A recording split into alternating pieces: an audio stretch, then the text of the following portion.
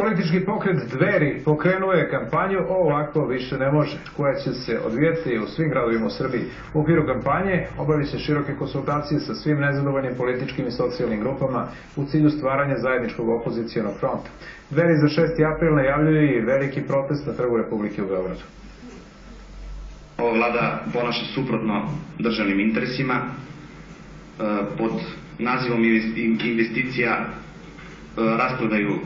rasprodaju državnu imovinu, planiraju promjenu zakona o GMO, pristaju na okupaciju dela teritorije, vode politiku kontinuiteta iako su sasvim drugačiju politiku kandidovali na izborima i zapravo mi ovom kampanjom se priključujemo širem evropskom pokretu koji želi da sruši taj bankarsko, mafijaški, stranački režim širom Evrope.